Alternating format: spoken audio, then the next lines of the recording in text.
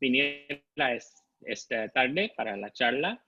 Y ahora voy a cambiar a inglés. Y antes de hablar de la programa de la maestría de desarrollo internacional, las políticas de eso, voy a contarte que hace un año yo estaba en Guatemala City, haciendo una presentación que era bastante similar para hablar de la maestría y para recibir de la país tan preciosa de Guatemala, y me encantaba.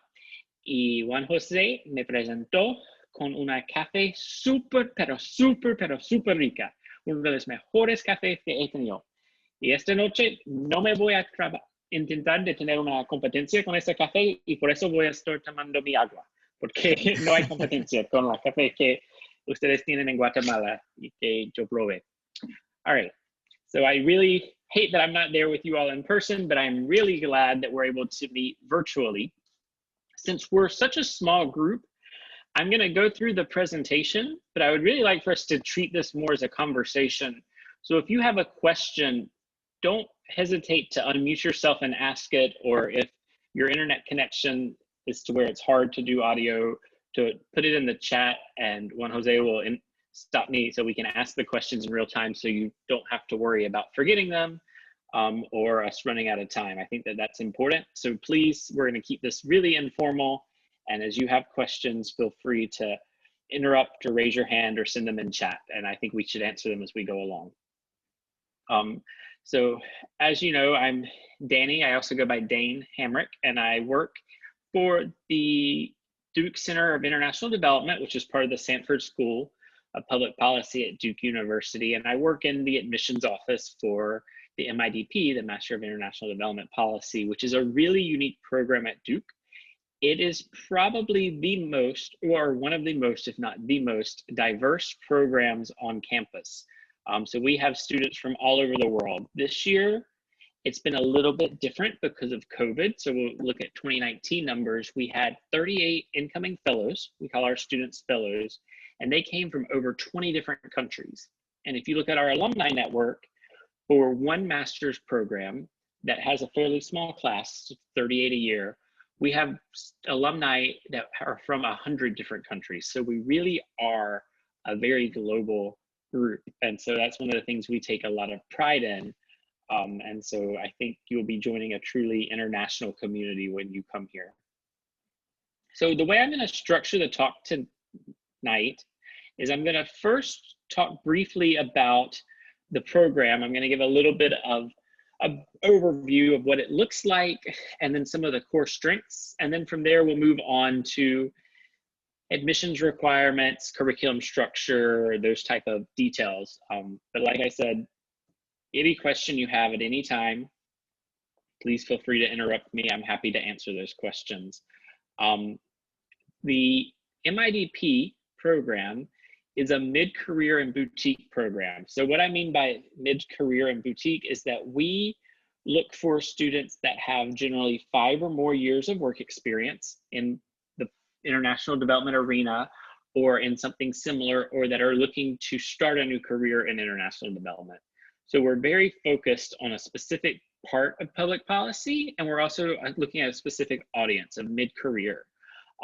We're a boutique program in that we are small. We don't generally have classes that are larger than 50 or so of incoming students, compared to similar programs that will attract 100, 200, even 300 students every fall. So since we're small and we're mid-career focused, you're able to get more personalized attention that you might not get in other programs.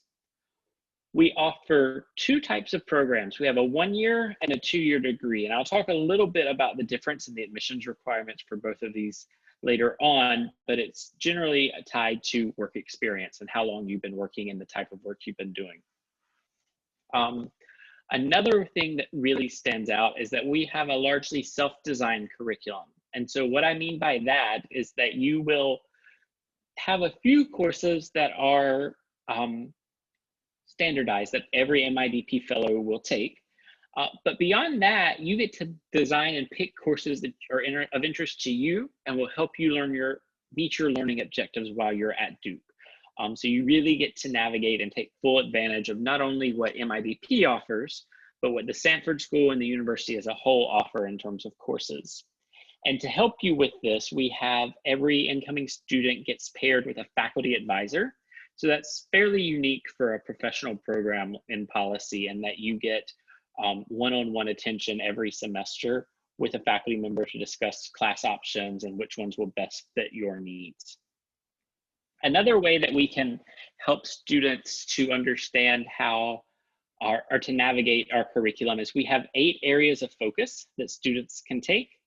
These areas of focus are optional, but they really do help not only for us to pair you with a faculty member, but also to help the faculty member and you navigate and select courses. So one of our really popular areas of focus is called development management and governance, which looks at issues of capacity building, of designing public policies, of programs, and monitoring and evaluation.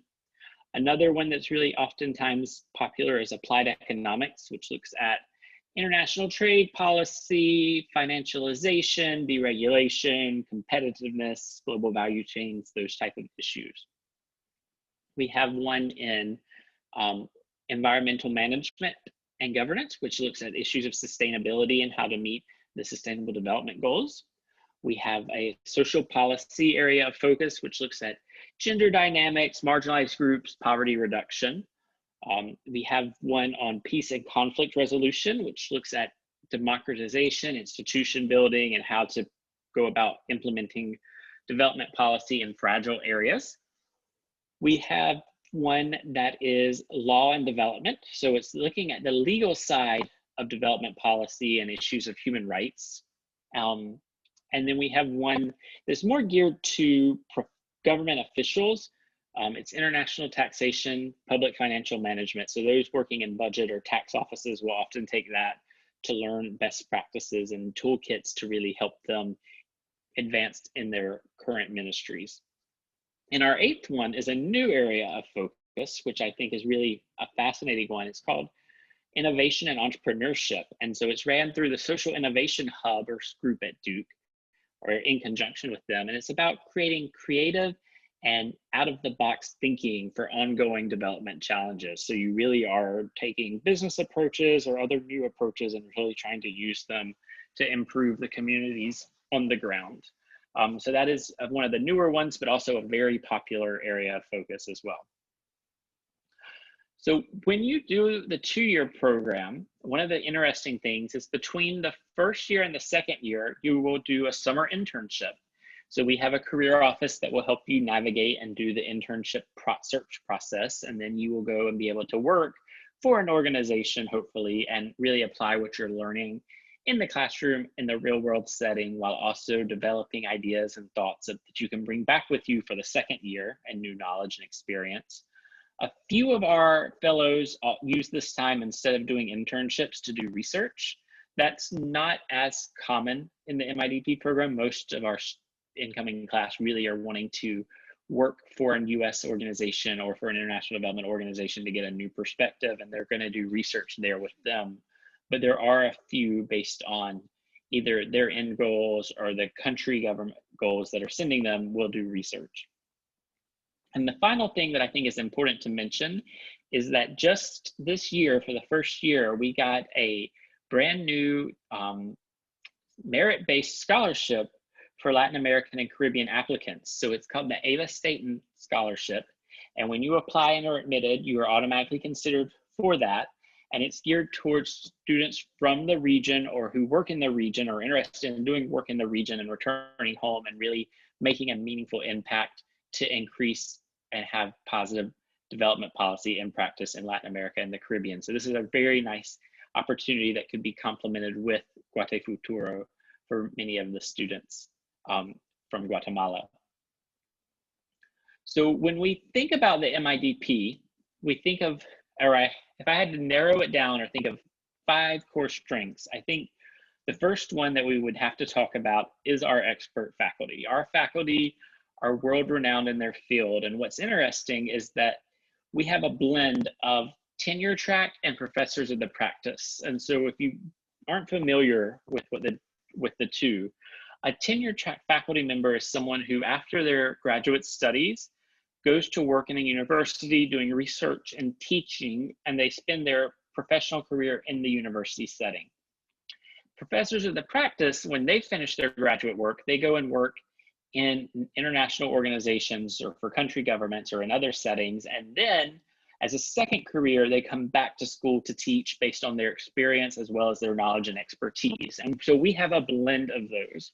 So our current Director of Graduate Studies, Dr. Sara Baramayo, she is a tenure track faculty member, so she spent a lot of time in the academy, but she's also done work in advising outside for international organizations. And her work looks at financial aid, as well as migration. And she is an expert on multiple topics such as negotiation, and does a lot of work in Central America. Dr. Pomerantz, who's pictured here, is an example of a professor of the practice where she, after her graduate work, went and worked for the World Bank for several years, where she was country director in Latin America as well as in Africa, and then returned to Washington to work for the World Bank as the chief learning officer, and then coming to teach classes on governance and on poverty reduction, among other things. So our faculty are very well established, and they're experts in numerous topics. Combined, they have over 300 years of experience in development work. So they are very well accomplished and very knowledgeable. The second thing that you would get from here is that you're going to join a truly global network. So when we work, when you're a part of this MIDP community, you have connections for people working in a variety of different development policy arenas in a variety of different contexts, and they stay together and they stay engaged with the community. So in this picture, we see a Guate Futuro alum of ours who is organizing a conference that he did as part of his time after MIDP, where he brought together various groups, including people from the Duke Center for International Development and others, to discuss, here I believe it is nutrition security. So you really are using this network, and that you're taking it and utilizing it throughout your professional career. I've constantly seen on the internal chat boards where people will reach out and say, I'm working on this project in this area or on this topic.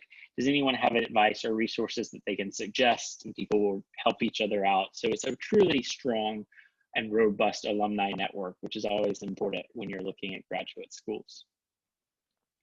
When we look at our personalized services, like I mentioned earlier, since we're a small program, we're able to offer services that you wouldn't find in larger programs.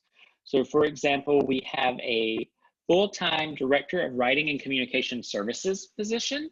And so what he will do is he will run a class where he teaches students best practices and tips for organizing their writing. I'll give an example from a slide he designed later on for your application.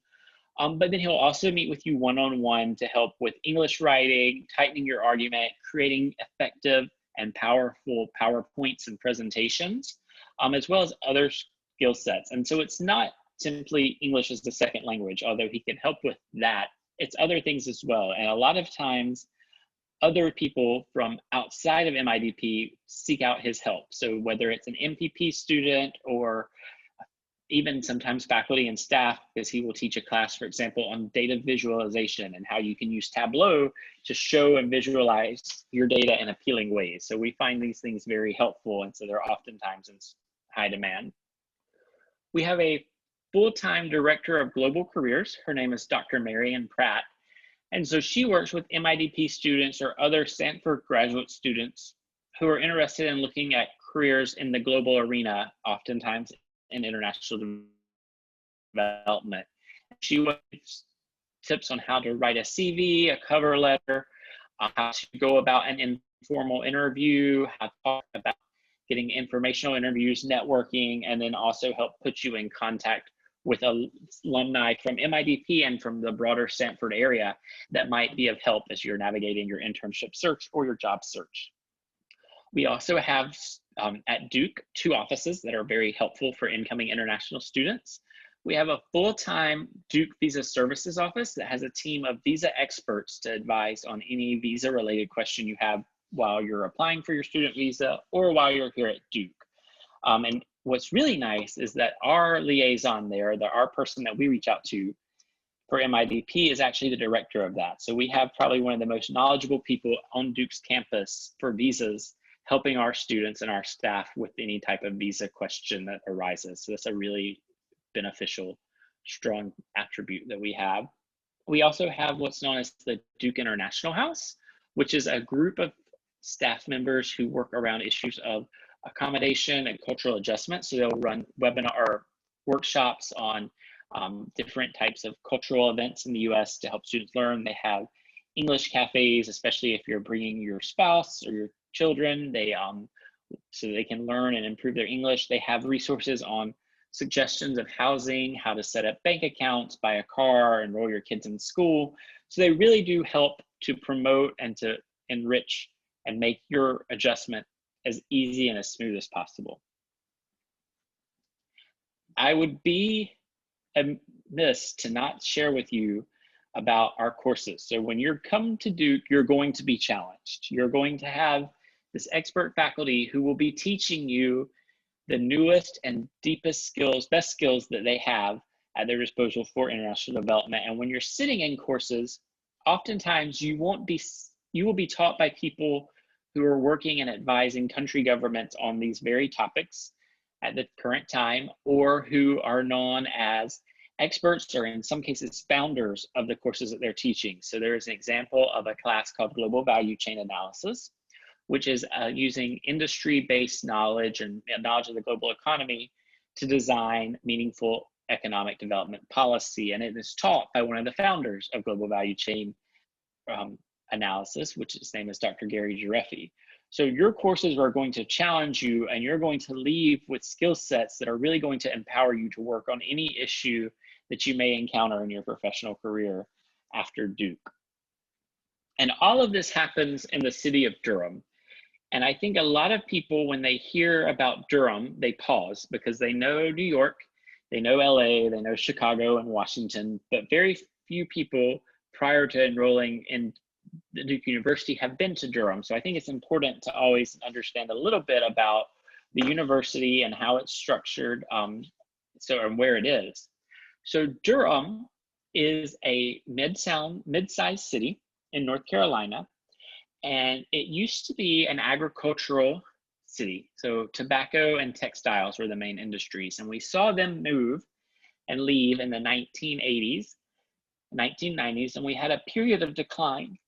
But we saw this resurgence and revitalization within the last 10, 15 years around first the Duke University Hospital, bringing in a lot of medical professionals. And then we had a public-private partnership in conjunction with other cities to create what's called Research Triangle Park, which brought in a lot of the research operations for multinational companies and technology and pharmaceuticals particularly. And then we saw a lot of technology and startup companies move here.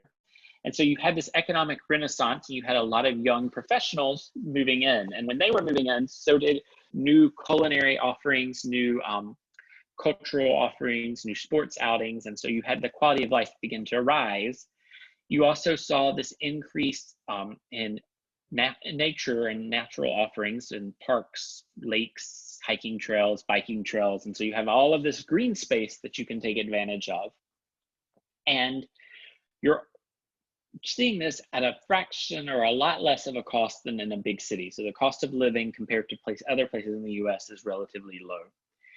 It's also fun because you are situated so that in 2 hours you can be hiking or skiing in the mountains, or in 2 hours you can be at the beach by the ocean, or in 4 hours you can be in DC. So we're very centrally located for quick day trips or weekend trips as well. So that's one of the really nice things about Duke, is that while you're here, you'll be able to live in a city that has a manageable cost of living and has a lot of things to offer that you would not necessarily get in other places.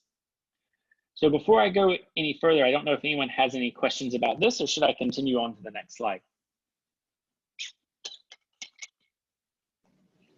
No questions so far from me. Thanks, Brenda. So the admissions requirements, I think, are always important to talk about. So The MIDP, our application is online. So when you go to the MIDP website, you'll see the Apply Now button and it'll take you directly to it and you complete everything online. There is an $80 application fee tied to the application material, and then a lot of supporting documents that we will ask you to upload. So the first thing that we will ask you for are 3 letters of recommendation. We ask that one of them, if possible, be from a former time in the classroom, and a second one to be from a coworker or a colleague or a supervisor who can talk about your professional abilities and background. And the third can be your choice of the 2. So whichever one you feel more comfortable and speaks better to your application and your interests.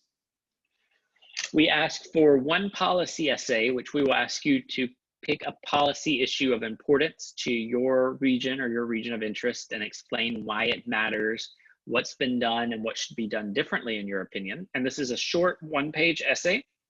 We do not expect a lot of citations or graphs or anything like that. It's more of just to get an idea of what you're thinking of in terms of policy and what you're passionate about.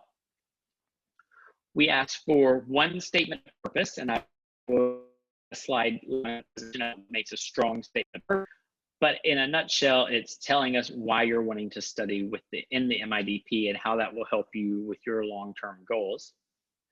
Your CV and resume, where you document your professional career, and then finally transcripts from every university that you've attended in undergrad, or if you've done any graduate work as well. We do ask for the English proficiency exams, and we have 4 that we accept. We have TOEFL, IELTS, Pearson, and Duolingo, and you can see here the minimum scores for each. We will take the at-home version of any of these tests this year, given COVID-19. So it's really up to each individual applicant to pick which test is the best matches their scheduling needs, and then we'll be able to accept it. If you think you qualify for waiver, have a policy where you will share English was the language of that country. And with that, we'll be able to grant a waiver for the English proficiency exam.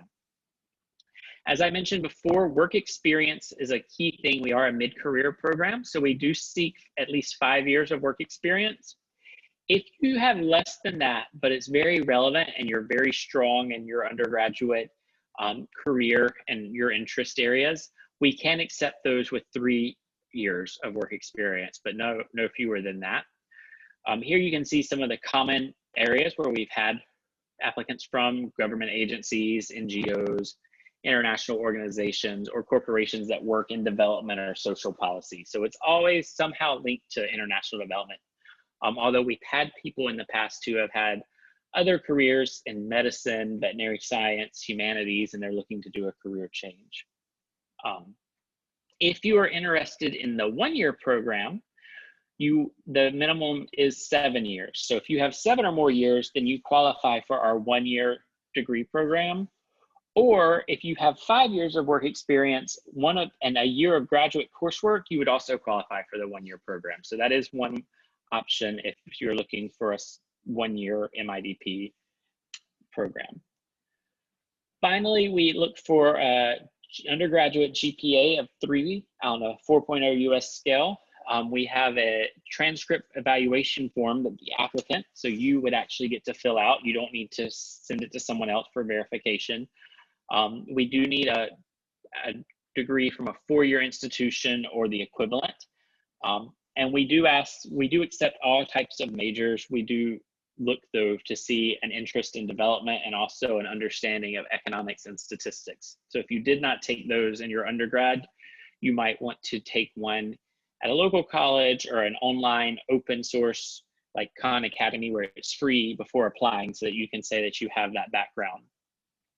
It's also worth noting that the GRE is not required, so you do not need to send that to us when you submit your application. Any questions about the admissions requirements? I know that was a lot of information at one time. Danny, maybe just Yes. as a brief commentary, because it's very important and it's a trend that we see precisely this year, the English proficiency. So it's a very good news to know that you accept the Duolingo, right?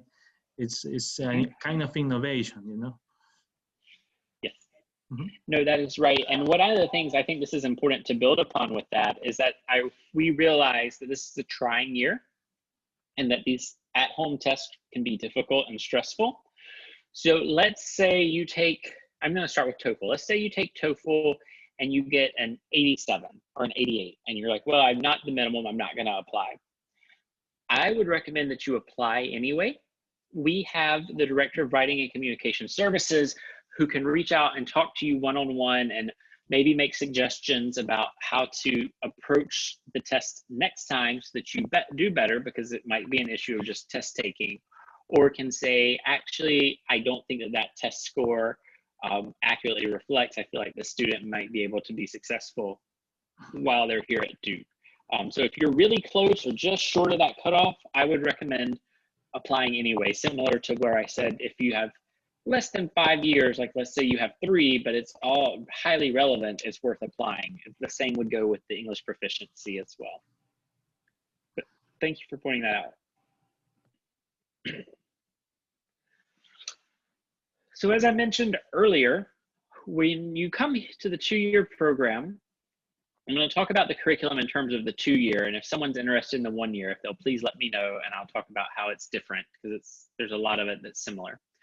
You have a 2-year for the 2-year MIDP, you will take 16 classes generally, which equates to 48 credit hours. The 48 credit hours is the minimum.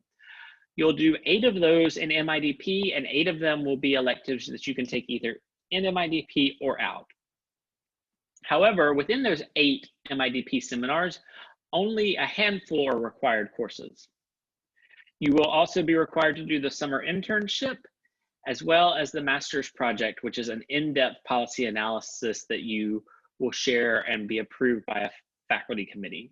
And it takes 2 academic years, so fall and spring of 1 year, and then summer, fall, spring of the next year.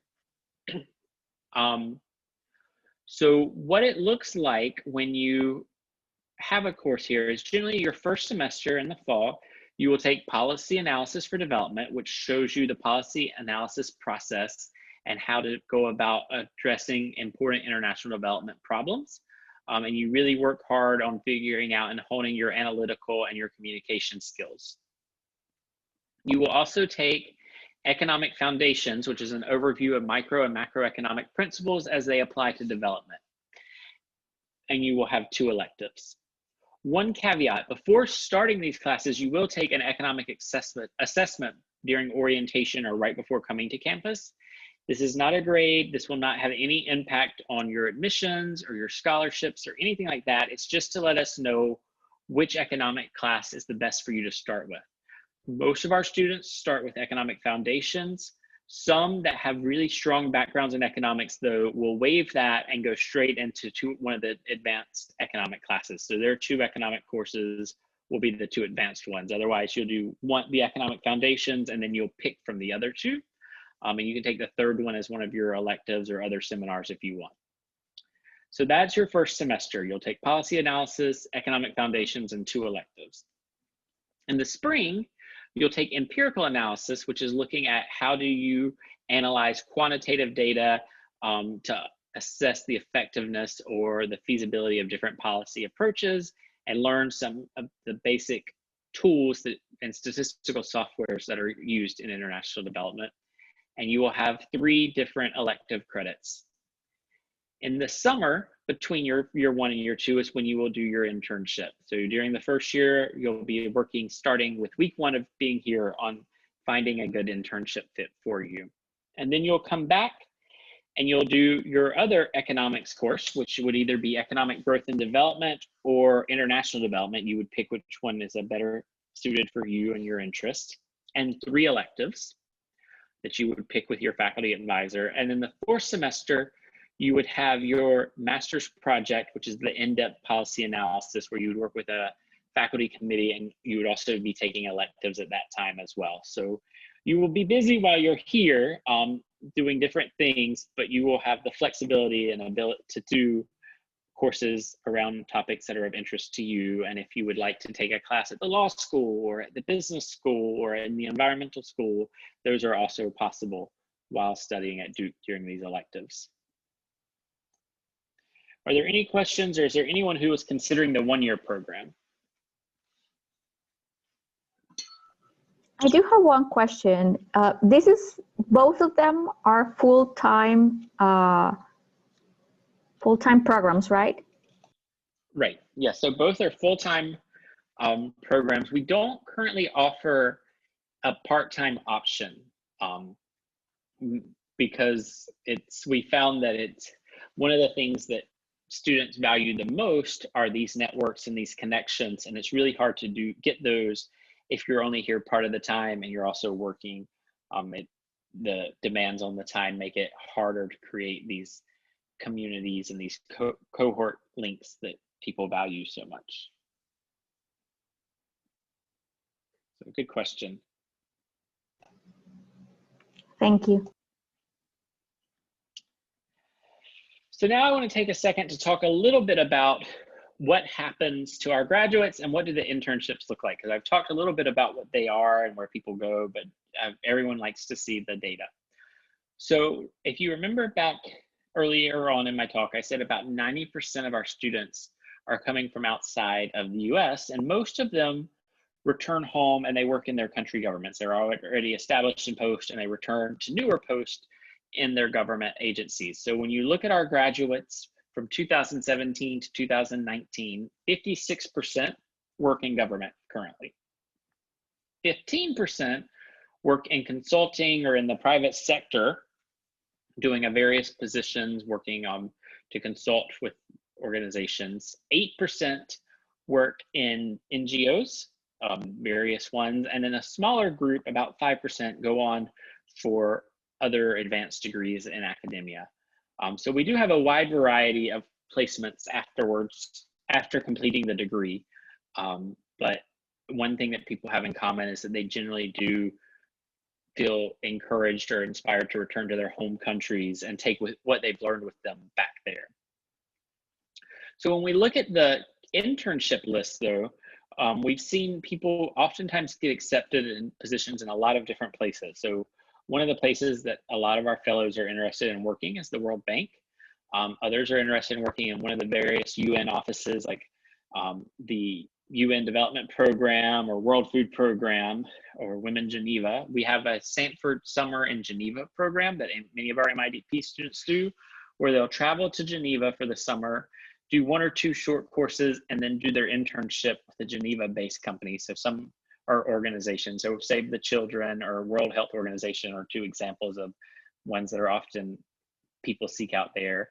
Others work for NGOs like Oxfam America or the Environmental Defense Fund. Some go to work for USAID or other groups. The Inter-American Development Bank is another big draw.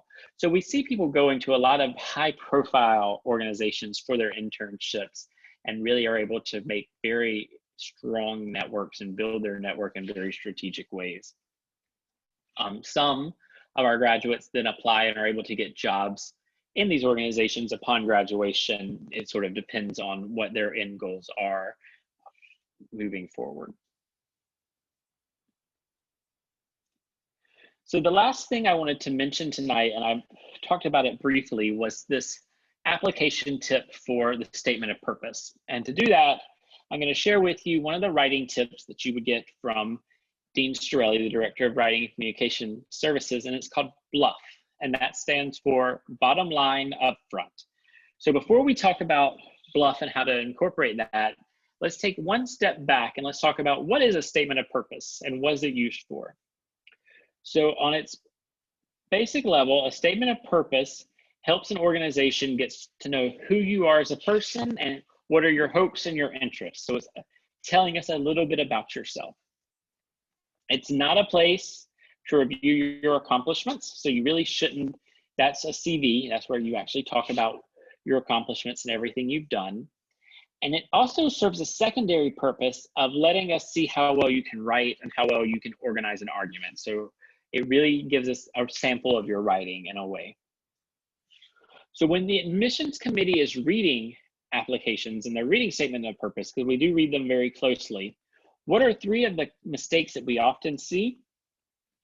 One of the first ones is that an applicant will simply relate or restate facts that are already in their resume. So they'll take their resume that has bullet points and they'll put them in sentences and say, when I graduated from here and I studied this and I took classes in 1, 2, and 3. And then my first job was this, my second job was this. So it's basically just a written narrative that's we've already seen in the resume. The second thing that we find is that applicants don't tell anything new. Everything that's in the statement of purpose is in the application. This is an opportunity to expand and tell us more. And then the final thing that we see is that you don't answer the question, what's the purpose of graduate school or applying to MIDP, until the very end of the essay.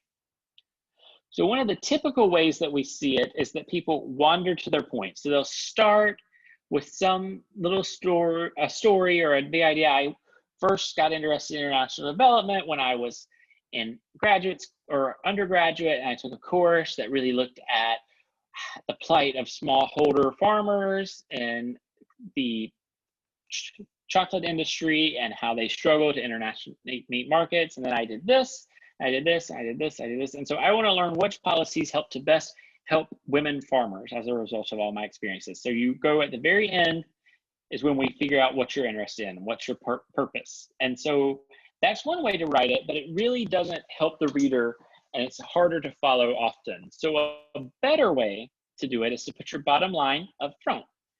So start out very clear in your introduction with a very strong sentence. I am interested in pursuing the Master of International Development Policy at Duke University so that I can go back to Guatemala and that I can work with rural communities who are engaged in coffee production. That would be a very clear upfront, this is exactly what I'm interested in doing.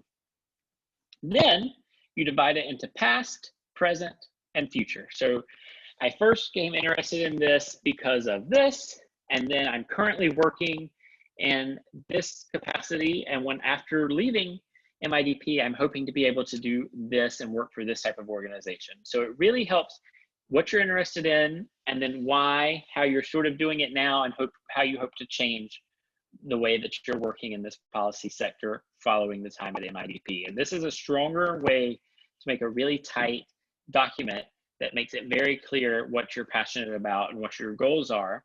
So it's really helpful for the admissions committee to help gauge fit with MIDP. And then it'll also help, once admitted, to figure out which faculty advisors are most appropriate and would be best aligned to help you during your time here at MIDP. So with that, I want to thank you all very much. I want to leave you with a quote that Tim Cook, who is the CEO of Apple and also a Duke alum, said in 2018. He said, "Don't just accept the world you inherit today. Don't just accept the status quo. No big challenge has ever been solved, and no lasting improvements have ever been achieved unless people dare to try something different." And so when you come to the MIDP, you're going to learn tools and ideas and thoughts that will help you create new policies and new programs to really try to change the world that you live in for the better. And so that's, at the end of the day, what our students are interested in doing, is being change makers. And so with that, I'm going to stop sharing my screen, and hopefully we can have a chat and I can answer any questions that I didn't get a chance to during the presentation.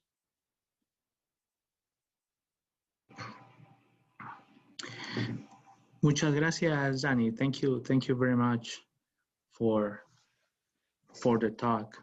And if anyone has some question, you can do it right in English, or if you want, we can rephrase if you need some help. We are here to help you. So the micro is on your side. I do have a couple of questions regarding the demographics of the program. What percentage of students of this program are women? And the other one is, what's the average, the age of the people in the program? Okay, so those are really good questions. So I'm going off of memory, so it might be a little off, but I'm pretty sure it's about a 50-50 split in the current cohort between women and men. If it was definitely in our applicant pool, and I think it is with that. And the average age, when I shared it last year, I want to say it was mid-30s, early to mid-30s. It's a little bit complicated when we talk about our average or median ages or work experience though, Brenda, because we have certain partnerships. So a lot of our students come through funding partnerships like we have with Guate Futuro, and some of them are with country governments where they send senior officials to the MIDP program before getting another promotion. And so they've been working for several years, some of them 20 plus years. And so as a result, that'll skew the ages up a little bit and the work experience up. But I would say our average age is around early to mid 30s. Most people would that would probably be the median as well. And then work experience, our average, I think, is 9 years. But like I said, we have those that have 20 that skew it up. We've definitely had some with 3 years. Most probably have between 5 and 7. But that's a great question. Great, thank you. And Diego or Walter, do you have some questions? Hi. No, thanks for the information, Danny. I don't have any question. Great. And so one of the things that I will share, it's a question that I've gotten a lot, and I think a lot of people are asking, and that is, how's it going with COVID? I think at least in the US, that's on everyone's mind. And so one of the things I should share is that Duke University, up until now, and we actually had our last day of class Monday, so we were able to get through the entire semester, have been able to stay open. And we've had a hybrid model this year where it's been some in person and a lot online.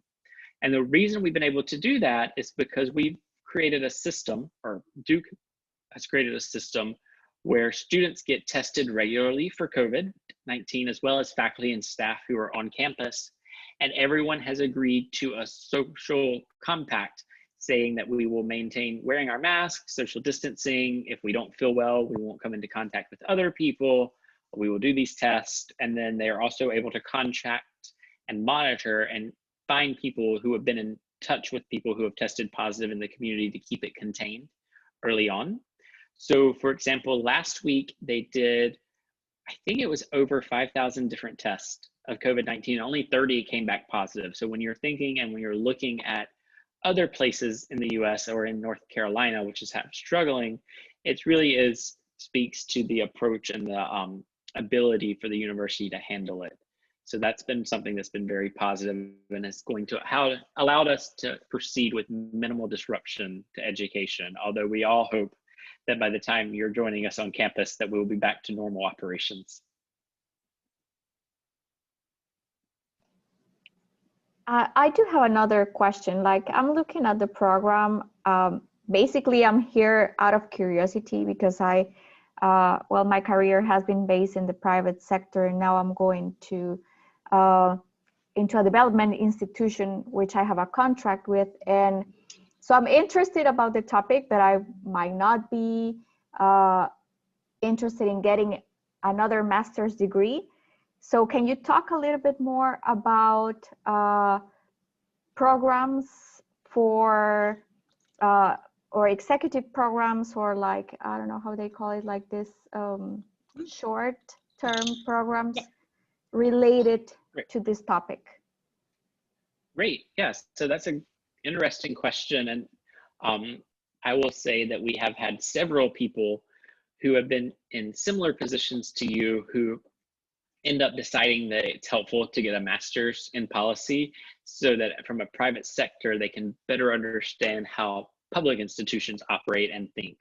But we do, so I had mentioned before, that I am part of the Duke Center for International Development. So MIDP is unique in that it's a degree, but it's housed in a center. So our center does a lot of research, advising, and then education around international development. And so one of the ways we do that is through the MIDP. The other way is we have a group that does executive education courses. And so these are short-term courses that last anywhere from 2 weeks to 2 months, and they're very focused on very specific ideas like risk analysis would be one, or project management, or budgeting, or tax revenue policy. They have different courses every year. And so you can find those online. If you typed in DCID and clicked Exec Ed, you can see examples of the courses. Some of them are changing, so I would check back frequently.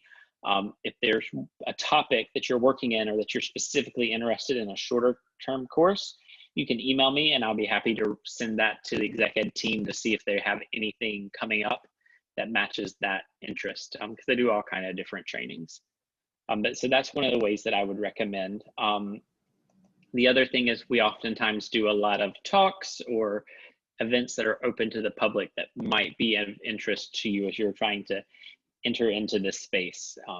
So definitely, but there are a lot of people who are looking at the intersection of business, private sector development, and policy, which I think you would find interest and beneficial. Awesome, thank you. Yeah. Danny, I just want to take just a few seconds because we have this great picture of Duke and the program, but also I'm sure that many questions are around the finance of the program, right? So, and here is the moment where What the Futuro comes in. I'm just giving the general information because we are in contact by email and other channels, but just to have the big picture. What the Futuro, through the loan scholarship program, gives a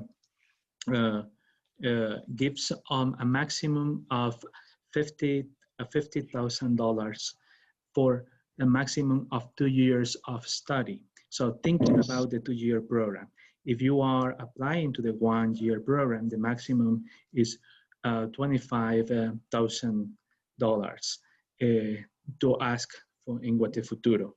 The call is we open a yearly call and in mid-February, and is open until the end of April.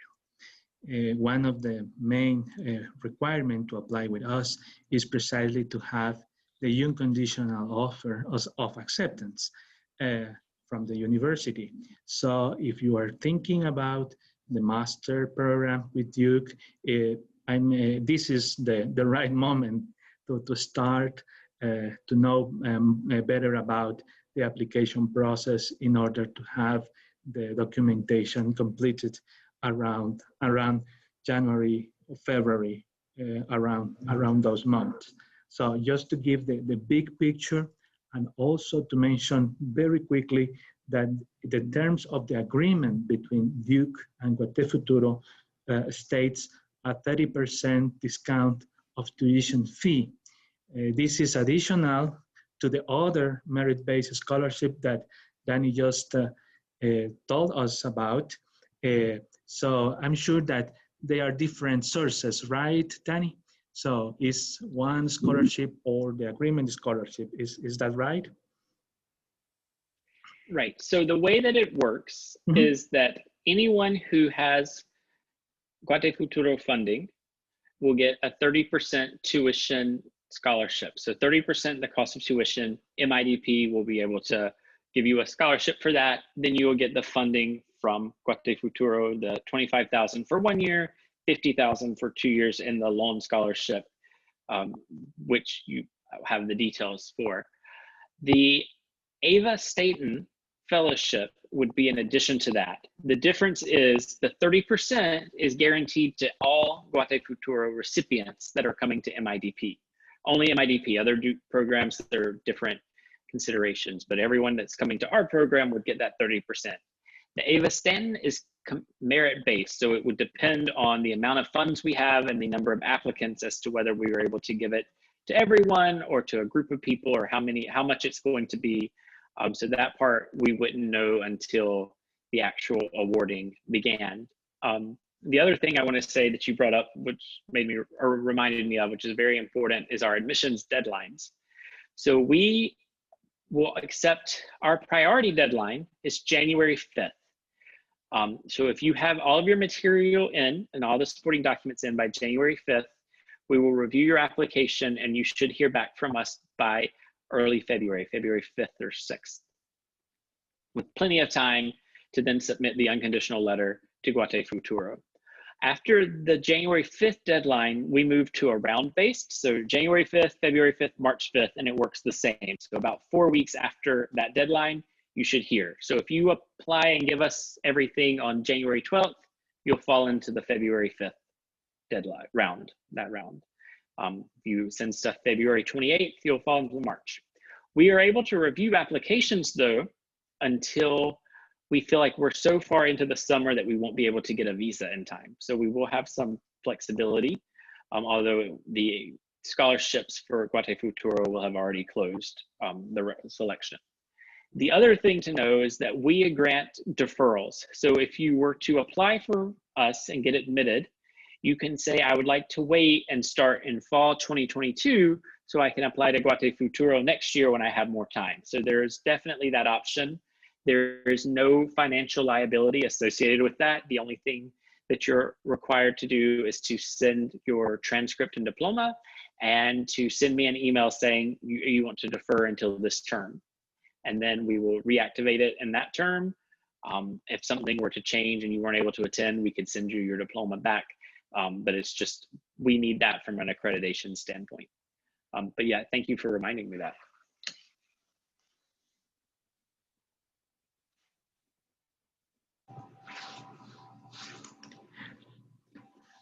Is there any other question or comment?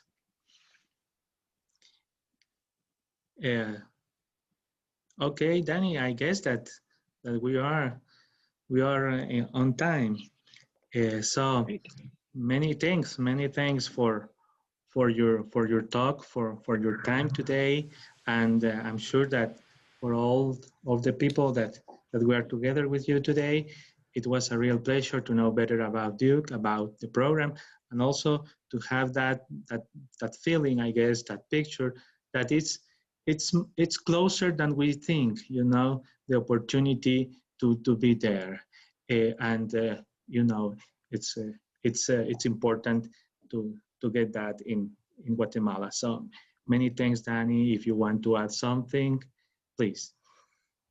I think that you are exactly right. It's closer than you think. It just takes the time to gather the application material, to gather the scholarship material, and to really push to make it the dream a reality. I think there's a lot of people I talk to every year who start the MIDP who say when they started, they thought there was no way it was a dream, and then they're here. And I encourage you to just try it if it feels like it would be a program that would be beneficial to you, because when there's a will, in the US there's a saying, when there's a will, there's a way. So I think you should try.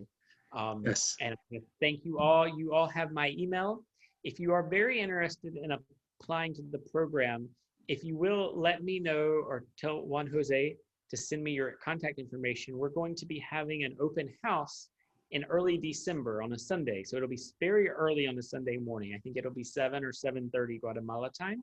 But one of our faculty leader members will be giving an example of a course that they would teach, so you can see what it would be like in the classroom.